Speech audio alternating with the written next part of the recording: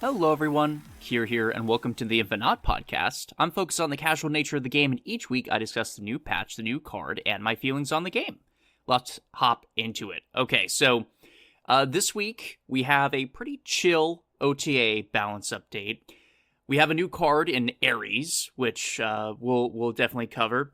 As a little heads up, little shameless plug here, I will be on another podcast next week, so keep your eyes open and your ears peeled. Is that? No.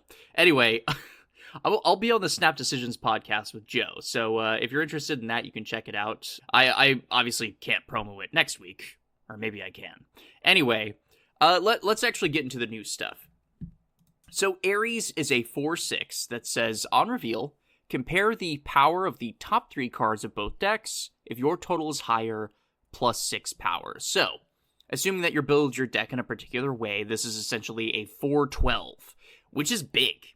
I mean, that's, especially in certain lists where you know that you're running big stuff. Obviously, these Surtur lists are going to automatically adopt this card just because it's better than something like a Typhoid Mary or a Crossbones. Typically, in those decks, you're running big cards, and this effect will be pretty easy to get. I will say, I feel like this card isn't being used enough in Darkhawk. Like, there's a lot of reason to use it in a Darkhawk deck, especially after, turn 1 Korg, turn 3 Rock Slide. It makes a lot of sense to me that it would work that way. Although, actually, sorry, Rock Slide is a 4/5 now. I forget that they changed them. Rock Slide would actually come before Ares on turn 3 if you were using Zabu, I guess, but maybe it's not as reliable as I thought. Anyway, the point I'm trying to make is I think that this card has, a spot in other places. Although I have yet to see, creative things with this card. It just, it slots into the starter deck, and that's where I've seen it. So, I think that this card is balanced in that, the decks that are playing it are already playing big stuff, and so, it's different when Surtur gets to be like a 3/15, right? That felt unfair because it's a 3 cost. This feels better to me. It makes sense. And it's not always a guarantee, right? Sometimes you'll run into a matchup where you won't get the bonus, and then you just have a regular 4/6. So yeah, I think that this is flavorful too. Obviously, Ares being the god of war, playing war in Snap, like, seeing who has, the most numbers is funny. I like that. So yeah, I like to say that this card is probably a 5 out of 5 release for me. I like, it's strong. Don't get me wrong. 4/12 is strong, but like 2 points higher than Jessica Jones is not the end of the world. And I think the deck building requirement for it is going to, always define this card. I would highly doubt that you'd play it into, like, just any standard list. You'd be gambling every time. So, yeah. I think that this card is right where it needs to be. Now to move on to the juicy stuff this week. We have an OTA, although I have to say, I really don't feel like they swung for the bleachers here. Like, the changes that they've made here are going to impact the game, but like I'll go into it in a minute. But I was really hoping some other cards would get, revamped, as it were. Okay, let's start with Dagger. Dagger went from a 2/0 that says when this moves to a location, +3 power for each enemy card there, and now she is a 2/2 that gives +2 power for each enemy card there. So effectively, you're losing 4 power max every time that she moves now. Whereas previously, you could scale up to 12 power off of one move. Now you're going down to 8 power for every move, which is significant. That's significant. Now, her base power's increased, so, that first move isn't going to feel so bad. You'll hit that 10 mark, so you'll only be 2 points behind, but the more you move her, the more you'll notice the difference. But that being said, I mean, I think that this card warranted a change, right? I mean, the reason that Dagger was changed in the first place is to help the move archetype, but move, like, as an archetype is pretty much tied to bounce right now. And that's because the move cards as a whole deck is not as strong as bouncing certain cards in that deck, like Human Torch, Dagger, and Vulture, to name a few. Right? If you're able to bounce those cards and then bounce the activators for those cards, that makes a lot more sense than trying to, like, Heimdall on turn 6. I think that this change is warranted. I think that Dagger is still insanely good. Like I said, one move, and you've got yourself a 2/10, and that can scale up, way more than that. So yeah, I think that this is warranted, and it kind of leans into the top of the meta, which, those gamers matter too. Next up is Aranya. Aranya went from 1/1, activate, give the next card you play +2 power and move it to the right, to now 1/2, give the next card you play +1 power and move it to the right. So, getting a little more base power, giving a little less scaling power, and again, it's to target this very specific deck. The move activate is still very good, but the Human Torch interaction was just really, really strong. And I guess they wanted to bring that down a bit. When this card came out, too, you would look at this and then look at Forge and be like, wow, that's, there's literally no reason to play Forge. Whereas now, I think that there's a reason to, right? Aranya's only giving a +1, so her scalability isn't as high. But yeah, again, targeting that move bounce deck, I think that this is fair.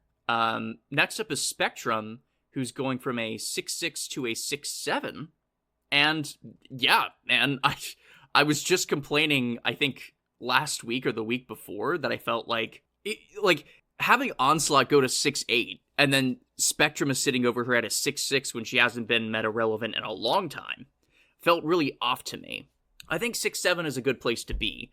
If you do the math, previously she would have to hit 3 ongoing cards in order to get to 12 power, which is like the bare minimum of okay for a card like this, right? So having her at 6/7 makes it so that there's an actual benefit to playing that, that kind of deck.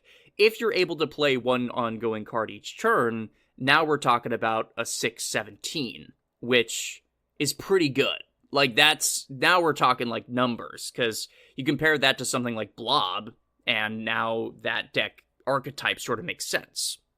Especially given that she's spreading that power like Dr. Doom, who is a 6/15, right? So the numbers add up to me. This feels right. The previous version felt a little weak for the restrictive deck building requirement. So yeah, I'm happy with this. This also gives Spectrum a chance to swing the lane that she's in a little bit more. Okay, next up is Nomura, who's going from a 5/6 to a 5/7, and yeah, this makes sense. I mean, the problem with her card isn't that, her effect isn't strong, it's that the requirement is very restrictive. So giving more people an incentive to play this makes sense to me. The Nomura deck archetype is also something that they explain here in the notes. They want that archetype to continue to exist because it's very unique, right? The things you're trying to do in that deck are very different than a lot of other decks. And they utilize cards that don't often get to see as much play, like Nocturne or Scarlet Spider, or you name it, right? Now, here, I'm going to interject right here to say, this is why I want a 4/6 Colossus. Think about it. 4/6 is still a base stat line, makes sense for a low collection level card, but with Nomura, that card suddenly becomes cool because its power can't be reduced and it can't be destroyed. So when you boost it up with Nomura, now you're talking about a 4/11 in a lane. That's cool, right? That would make it like almost playable. Anyway, the reason I bring this up is because I posted on Blue Sky, I want a 5/12 Giganto and a 4/6 Colossus. But anyway, I'm going to finish reading these notes before I continue on that tangent on how I think they need to swing a little bit bigger here. I think that this change is good. I think that this archetype could use a little help. And I think that anybody who has Nomura is not going to be upset about an extra point of power. Okay, so this next change, I think they could have gone more. Leader is going from a 6/3 to a 6/4. And they explain in the notes that, like, he's among the best at countering enemy 6-cost cards, but it's just not good enough against other cards.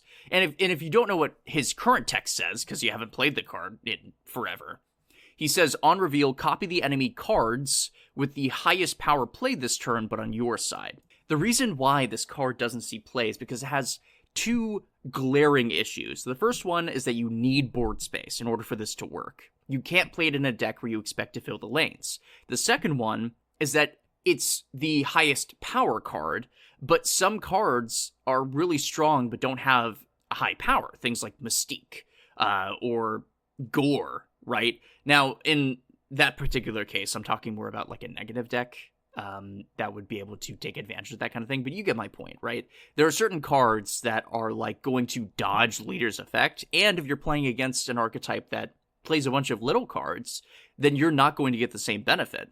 I feel like Leader should be like a niche tech, like something that you can put into your deck if you have the space to afford it in order to protect yourself against like a Scar deck or something like that, right? Where you're going to get a benefit that way outweighs his current power. But here's what I'm going to argue, okay?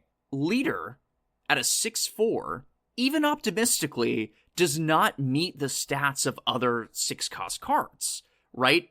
Let's be optimistic here and say you play Leader against a Scar deck, and they play a Scar, and they play a Crossbones, right? You'll copy both of those, which is cool.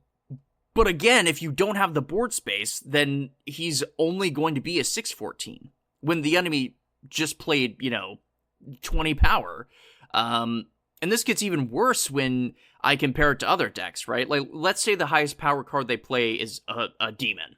Well, now he's only a 6/10. That's what he has contributed to the game, and you had to forego playing cards in that spot in order to match the power. I hope what I'm saying makes sense here, right? Like, in order to play this card, there has to be a numbers advantage to doing that, and 6/4 just doesn't feel correct to me. I think that they could have gone 6/5 or 6/6. And look, I know a lot of people don't like playing against Leader, but there are just too many decks now that don't rely on, like, a Red Hulk to make this card viable. If he's in your deck, he should feel strong against certain archetypes. And I just don't feel like this is going to be it. That being said, I did make a really neat deck with Leader just to test out sort of where he lands. And again, I've had mixed results because it just depends on the archetypes that you're playing against. But I call it Fruity Pebbles because I'm using Marvel Boy and some 1-drops as like sort of a zoo fill-in. And then my top end is Leader and Hulkling for those like super high cube snaps. So you have like a consistent floor, but a really high ceiling. I think in a deck like that, you can afford Leader, right? Because the other cards that you're playing are making up power, and his power is not really critical to you winning, right? You can throw him away in a lane with Marvel Boy, and you don't care about those stats. You care about where the other stats are going. So that's sort of the idea there. That's the only place I can see Leader, and I don't know.